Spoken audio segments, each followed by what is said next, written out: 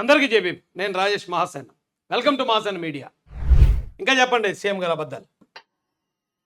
ఎందుకంటే చంద్రబాబు గారి రక్తంలోనే SC ST BC మైనారిటీల మీద ఏ కోశాన కూడా ఏనాడు కూడా ఈ మనిషికి ప్రేమే లేదు.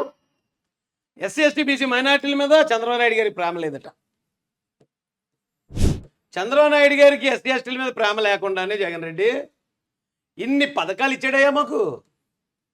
ఒకసారి మీరు చూడండి, ఎస్సీ ఎస్టీలకి ప్రమోషన్లో రిజర్వేషన్ అమలు. నారా చంద్రబాబు నాయుడు గారు ఎస్సీ ఎస్టీలకి ప్రమోషన్లో కూడా రిజర్వేషన్లు అమలు చేయాలి అని ఆయన చెప్తే, సార్ వచ్చిన తర్వాత జగన్ రెడ్డి వచ్చాక ఆ రూల్ని మొత్తం కొలాప్స్ చేసాడు, అంటే రద్దు చేసాడు.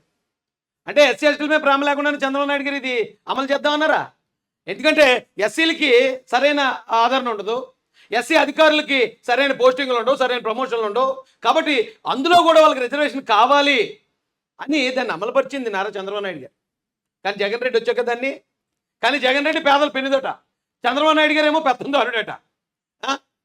ఎస్సీ ఎస్టీ అత్యాచార నిరోధక చట్టం అమలు విషయంలో సుప్రీంకోర్టు తీర్పును అనుసరించి 41 CRPC నోటీసులు ఇవ్వకుండా ప్రభుత్వం ఎంతవరకు ఉత్తర్వులు జారీ చేయలేదు. అందువల్ల నిందితులు స్టేషన్ బెయిల్ పొందుతున్నారు. నారా చంద్రబాబు నాయుడు గారి హయాంలో ఉన్నప్పుడు ఎవరి మీదన్నా ఎస్సీ ఎస్టీ అట్రాసిటీ జరిగితే నో స్టేషన్ బెయిల్, ఇమీడియట్గా అరెస్ట్ అవ్వాల్సిందే. అరెస్ట్ అయ్యి కోర్టు ఎప్పుడు బెయిల్ ఇస్తే అప్పుడు తీసుకోవాల్సిందే. మినిమం అయితే 15 రోజులు, మ్యాక్సిమం 45 రోజులు. కానీ జగన్ రెడ్డి గారు వచ్చాక ఎస్సీ ఎస్టీల మీద ఏ దాడులు చేసినా పర్లేదురా, మీకు మాత్రం స్టేషన్ బెయిల్ ఇచ్చి పంపించేస్తాం. సుప్రీంకోర్టు చెప్పినా సరే అది ఇంకా ఈ రాష్ట్రంలో ఇంప్లిమెంట్ చేయని జగన్ రెడ్డి అట ఎస్సీల తరపున దేవుడట.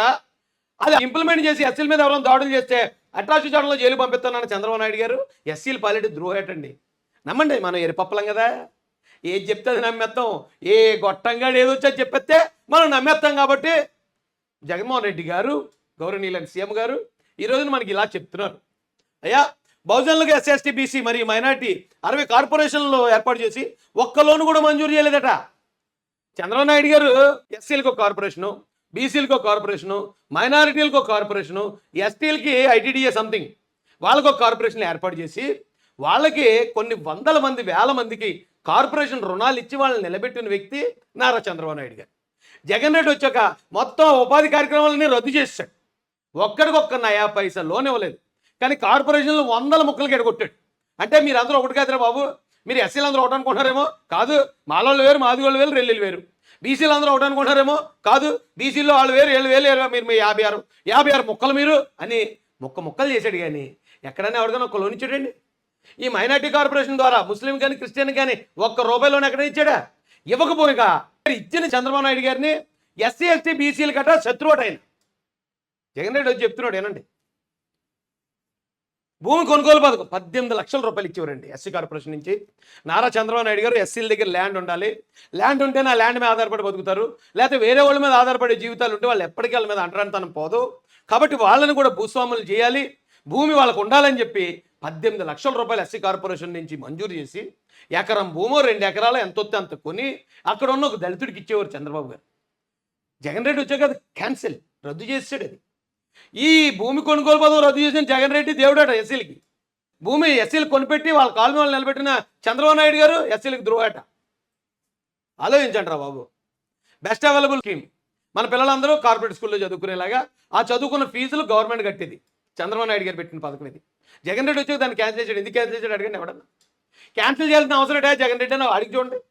ఒకవేళ నువ్వు స్కూల్కి రంగులు వేసావు, టీచర్లు అయితే ఇవ్వలేదు కదా, మరి ఎందుకయ్యా ఈ స్కీమ్ ఎందుకు రద్దు చేసావు అని అడిగి చూడండి. ఎవడ పెత్తందారుడు తెలుస్తుంది అక్కడ. ఎస్సీ పిల్లలు కార్పొరేట్ స్కూల్లో చదవకూడదు, మీ బతుకులు ఎప్పుడు గవర్నమెంట్ స్కూల్లోనే పడి ఆడాలని ఆ కార్పొరేట్ స్కూల్కి ఇచ్చిన పథకాన్ని రద్దు చేసిన జగన్ రెడ్డి పేదలు పెన్నిదా. మీరందరూ కూడా బాగుపడాలరా, కార్పొరేట్ స్కూల్లో చదువుకోవాలి పిల్లలందరూ అని ఆలోచించి, గొప్పగా ఆలోచించి ఆ ఫీజులు కట్టిన చంద్రబాబు నాయుడు గారు పెత్తందారుడా. కులాంతర వివాహాల ప్రోత్సాహం రద్దు. ఏమంటే ఎవడన్నా ఒకవేళ వేరే కులానికి చెందిన కుర్రోడు ఒక ఎస్సీ అమ్మాయిని పెళ్లి చేసుకున్నాడు అనుకో, మరి నువ్వు మంచి పని చేశారు బాబు, ఒక ఎస్సీ అమ్మాయిని పెళ్లి చేసుకున్నావు కాబట్టి ఇక గవర్నమెంట్ నీకు 75,000 తీసుకొని చంద్రబాబు నాయుడు గారు ప్రోత్సాహం పెట్టారు. ఆ ప్రోత్సాహం ఉండటం వల్ల ఏమవుతుందంటే ఎవడు కూడా ఆ డబ్బుల కోసం లవ్ చేయడు, ఆ డబ్బుల కోసం పెళ్లి చేసుకోడు. అయినా కానీ ఓకే నేను చేసింది మంచి పని అనమాట, కులాంతర వివాహం నేను చేసుకోవటం అంటే ఒక ఎస్సీ అమ్మాయిని పెళ్లి చేసుకోవటం నేను చేసింది మంచి పని కాబట్టి గవర్నమెంట్ నాకు అవార్డు ఇచ్చింది. సో అని ఆడికి ఒక సాటిస్ఫాక్షన్, అతనికి ఒక సాటిస్ఫాక్షన్ ఉంటుంది పెళ్లి చేసుకున్న వాడికి. అలాగే అతన్ని చూసిన మిగతా కులస్తులకి అరే గవర్నమెంట్ తోటి అవార్డు పొందాడు, అయితే అతను చేసింది మంచి పని అనమాట, అయితే మనం కూడా చేయాలి అనే ఆలోచన వస్తుంది. అంబేద్కర్ చెప్పింది కులాంతర వివాహాలు, కుల నిర్మూలనకి కులాంతర వివాహాలు జరగాలన్నాడు. దాన్ని అంబేద్కర్ గారి ఆశయాల మేరకు నారా చంద్రబాబు నాయుడు గారు ఈ కులాంతర వివాహాలకు ప్రోత్సాహం పెడితే జగన్ రెడ్డి వచ్చి మొత్తం దాన్ని కొలాబ్ చేశాడు. ఎవరన్నా ఒక ఎస్సీ కుర్రోడిని ఇతర కులాల అమ్మాయి ఎవరన్నా ప్రేమించి అతను పెళ్లి చేసుకుందనుకో, అమ్మ నువ్వు చేసింది చాలా మంచి పని, ఇదిగో నీకు 1,50,000 ఇస్తున్నాం, ఎందుకంటే నువ్వు ఒక ఎస్సీ కుర్రోడిని పెళ్లి చేసుకున్నావు కాబట్టి, నువ్వు చేసింది అంత గొప్ప పని, ఇదిగో నీకు ఈ అవార్డు అని చంద్రబాబు నాయుడు గారు అవార్డు ఇచ్చేవారు. అవార్డు ఇస్తే మిగతా వాళ్ళు కూడా అరే గవర్నమెంట్ తోటి అవార్డు పొందడం అంటే అది మంచి పని అయితేనే కదా ఇస్తారు, కాబట్టి మనం కూడా అలా చేయాలనే ఆలోచన. ఈ కులాల నిర్మూలన అక్కడ జరగాలని అంబేద్కర్ ఆశయం అది. ఆ ఆశయాన్ని అమలుపరిచిన చంద్రబాబు నాయుడు గారు పెద్ద దూరండి. వచ్చి కులాంతర వివాహాలు చేసుకుంటారు, పెద్ద కులాల్లో చిన్న కులాలు ఎలా చేసుకుంటారు, కులాలు ఉండాలంటే ఖచ్చితంగా కులాంతర వివాహాలు జరగకూడదు, అంబేద్కర్ చెప్తే మేము చేస్తామా, చెయ్యం అంతే అని రద్దు చేసి పారేశాడు జగన్ రెడ్డి.